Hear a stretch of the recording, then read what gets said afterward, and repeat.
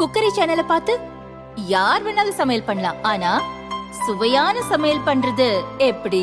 நான் இதயம் நல்லெண்ணெயில சமையல் பண்றேன். ஆஹா ஓஹோன்னு பாராட்டுறாங்க. நீங்களும் இதயம் நல்லெண்ணெயில சமையல் பண்ணுங்க, பாராட்ட வாங்குங்க. தினம் தோறும் வாங்குவே இதயம்.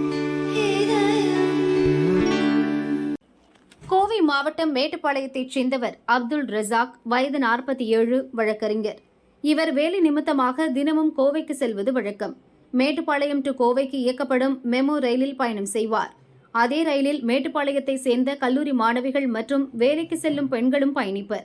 நேற்றிரவு கோவையிலிருந்து மேட்டுப்பாளையம் செல்லும் ரயிலில் அப்துல் ரசாக் பயணித்தார்.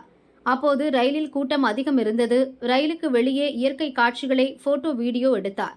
அப்படியே செல்போனை கொஞ்சம் திருப்பி அருகில் நின்றிருந்த கல்லூரி மாணவியையும் படம் பிடித்துள்ளார். மாணவியை உரசியுள்ளார். அது மட்டுமின்றி மாணவியை கெட்ட எண்ணத்துடன் தொடர்ந்து பார்த்துள்ளார். இதனால் வெறுப்பாகி போன அந்த மாணவி அப்துல் ரசாக்கை சத்தம் போட்டுள்ளார். எதற்காக போட்டோ எடுத்தீங்க என மாணவி கேட்டார்.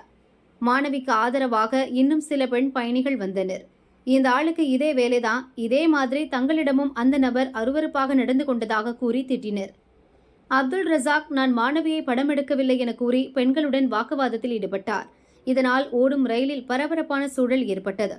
இருதரப்புக்கும் வாக்குவாதம் முற்றியதால் பெட்டியில் இருந்த மற்ற பயணிகள் தலையிட்டனர். ரயிலில் ஊர்காவல் படை வீரர் ஜெயக்குமார் பயணித்தார். அவர் அப்துல் ரசாக்கை சுற்றி வளைத்து பிடித்தார். போனை பிடுங்கி செக் செய்தபோது அதில் மாணவியின் போட்டோ இருந்ததாக கூறப்படுகிறது. மேட்டுப்பாளையம் ரயில் நிலையத்தில் ரயில் நின்றவுடன் ரசாக்கை ஊர்காவல் படை வீரர் அங்குள்ள ரயில்வே போலீஸ் நிலையத்தில் ஒப்படைத்தார்.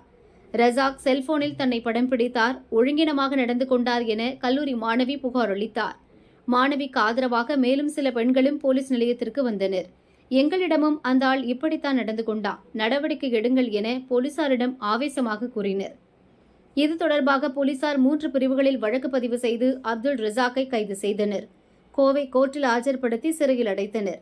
மாணவியிடம் ஒழுங்கினமாக நடந்ததாக கைதான அப்துல் ரசாக் திருமணமாகாதவர்.